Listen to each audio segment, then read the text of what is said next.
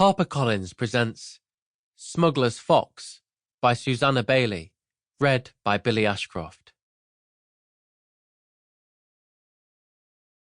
You would imagine any man mad, from all that you see around you, who would think of trusting himself to the ocean. Charles Dickens, while touring the graveyards of the Yorkshire coast in 1851. Prologue. The young fox caught the scent and sounds long before she spotted their source. She froze.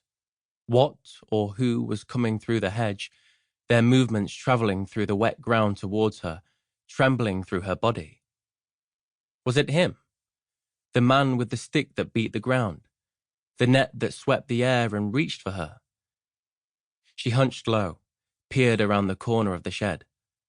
She waited, eyes narrow, front paw raised in readiness for escape. No, not net and stick man. His scent was bitter on the air, his tread heavier. And it wasn't the smaller human that picked his way on the shore like the beach birds. His sounds were soft, careful, less urgent than these new ones. And the scent of beach bird boy was kinder, salty, wrapped within it. Always the drift of wood smoke. And food. The hedge crackled and shook.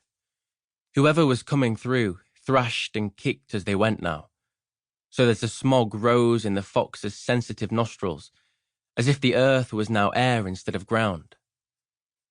She flicked out her tongue, tasted rain and the bitter nip of leaves ripped from their woody stems, the spicy bleed of sap. No. This was not the man she feared, nor the boy she knew. But this was human scent. The scent the fox's mother had taught her to fear, to run from. Even now she kept her distance from beach bird boy, lured only by the burn of her empty stomach, the hope of the sometimes scraps of his meal on the cave floor. Adrenaline quivered in her limbs. She glanced over her shoulder, back towards her shortcut to safety. The squeezed-tight rock space that led down to the darkness of the sand-strewn cave, and should she need it, the drip-drip musty darkness of the tunnels beyond. She measured the distance in her mind, tensed for the swift twist and dart that would take her out of danger in seconds. Suddenly, nothing. All was still. Quiet. Then a thin sound threaded the air. It pulled at the fox, stirred something within her.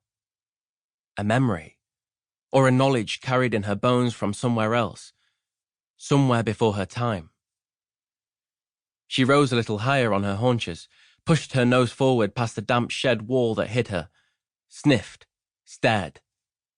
She knew this scent.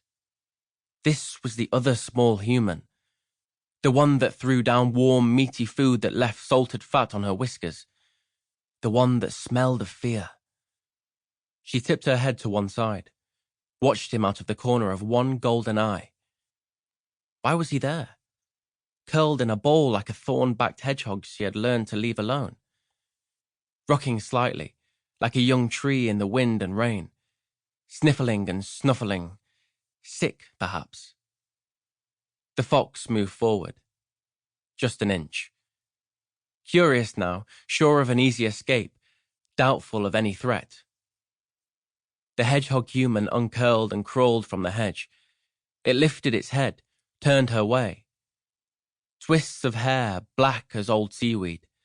Night-dark eyes, round and wet as sea-washed pebbles, staring into her own. She'd been right that first time. Hedgehog boy was no threat.